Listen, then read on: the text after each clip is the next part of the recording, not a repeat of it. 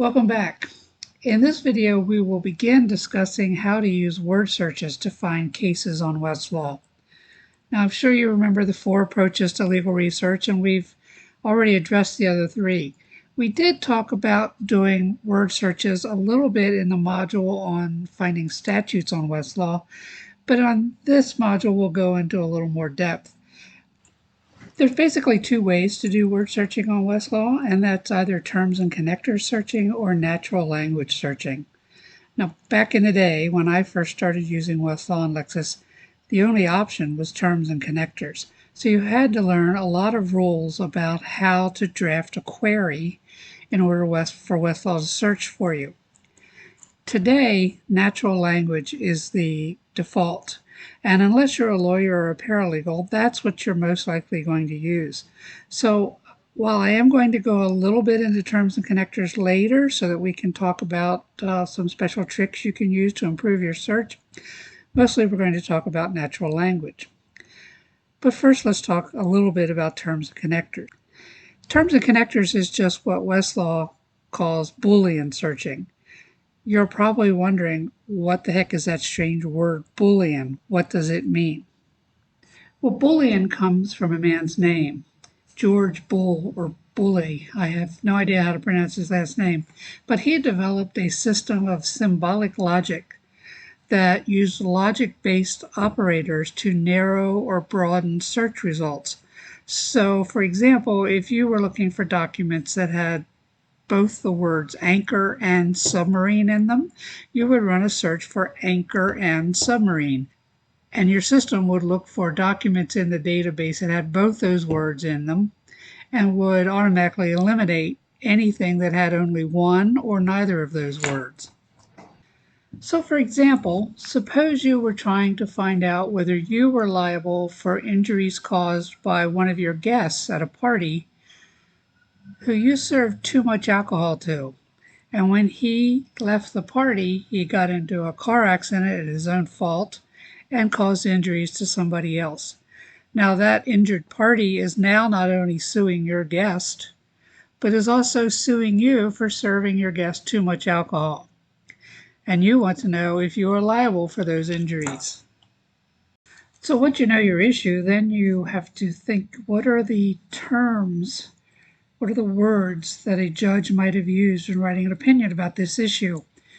And what are the alternatives to those words you might use, like synonyms and antonyms and so forth? And what relationship are those words most likely to have to each other? Are they just both in the same opinion? Or would you have 2 or more that are within a paragraph of each other or within the same sentence? And so then you would have to draft a query using and, or, within paragraph, within sentence, with wildcards, and you'd come up with something like this on the bottom.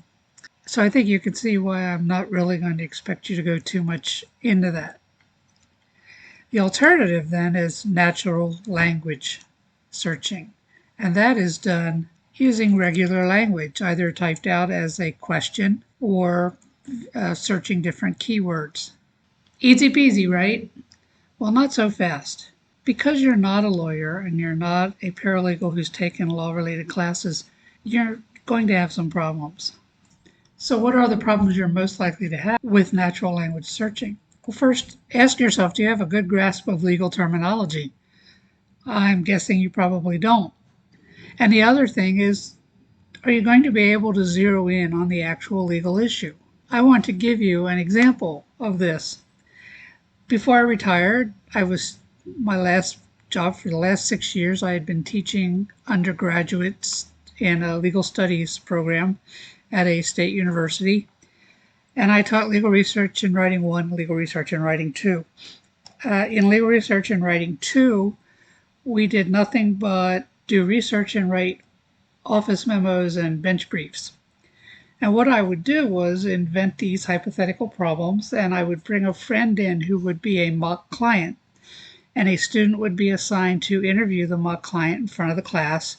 And when the assigned student was finished, then the rest of the class could ask any questions that they thought maybe had been missed. One of my favorite assignments involved a mortuary assistant who ran the crematorium for a mortician.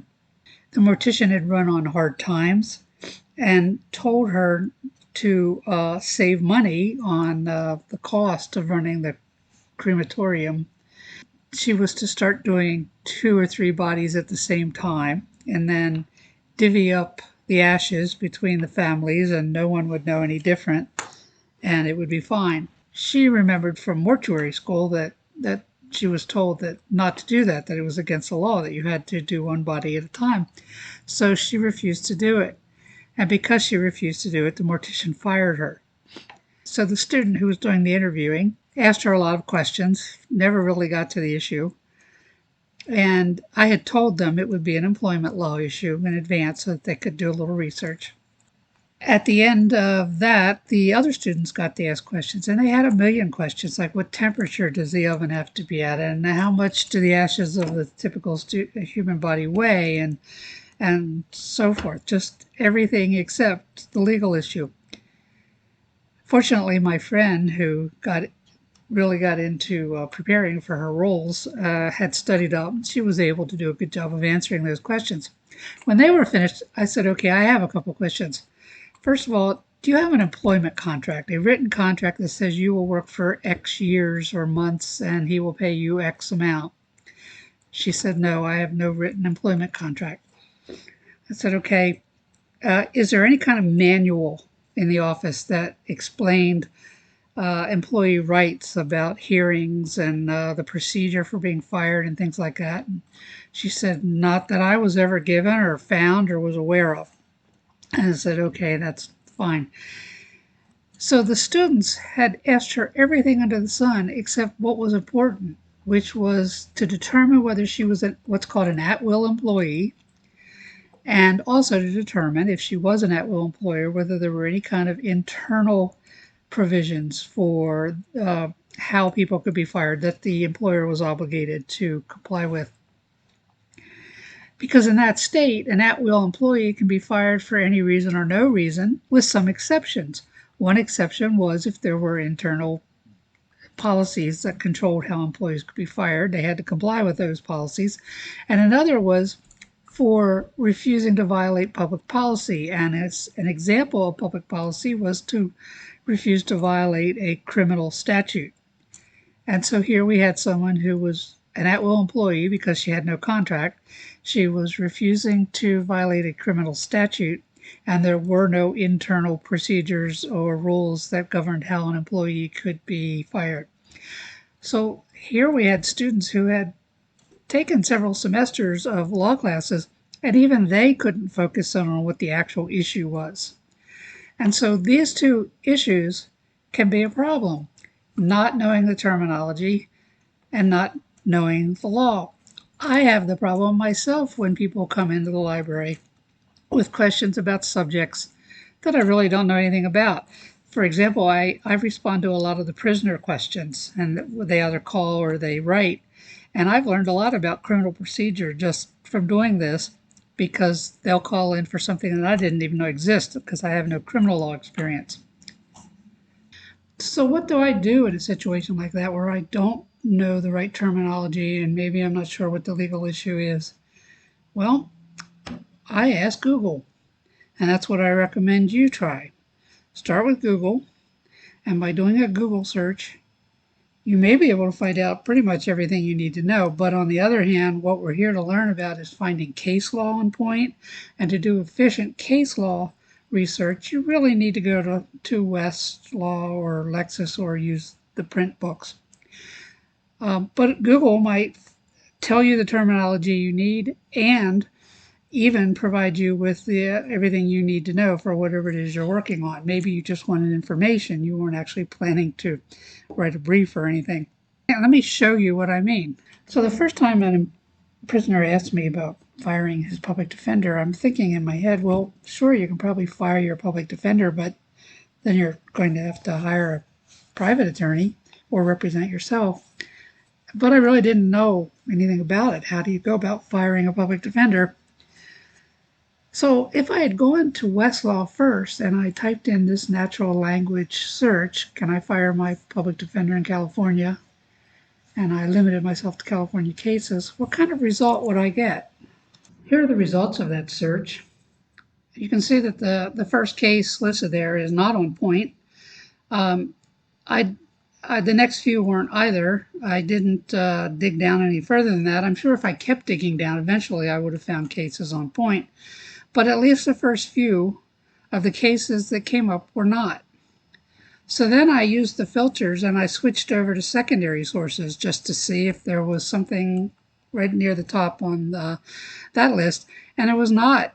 The secondary sources that came up at the top of the list were not at all about firing your public defender. So what if I'd done Google first? Here I have typed the same question, except I've left off the in California part, into Google. And let me show you the result that I got. At the top of the page is an artificial intelligence overview of the subject, and most importantly, it tells me that this kind of request to fire a public defender is called filing a Marsden motion. So that was some terminology I didn't know. Now I know it, and I can go run that on Westlaw. In addition, if you scroll down, there's a lot more information on this page, including links to some private law firms where they answer a lot of questions about Marsden motions without even having to go to Westlaw. You can get a lot of information that way. Now when I go to Westlaw and I run another natural language search just saying Marsden motion, I don't even have to ask an actual question, just the name. The cases that come up at the top of the list are right on point. In fact, the second case listed is the case from which the motion gets its name. It's named after a defendant named Marsden. Then I switch over to secondary sources, and you see right away I have some secondary sources on Westlaw that are right on point. So by going to Google first and getting some basic information that I can then go to Westlaw and use to write a more informed question, I get much better results. With all this in mind, here's what I have planned. In the next video, I'm going to run a couple of natural language searches just to show you how it works and then how you can use that information. After that, I'm going to do at least one, probably two videos more about terms connectors and how to use them along with field restrictors when searching for case law that will make your results much better.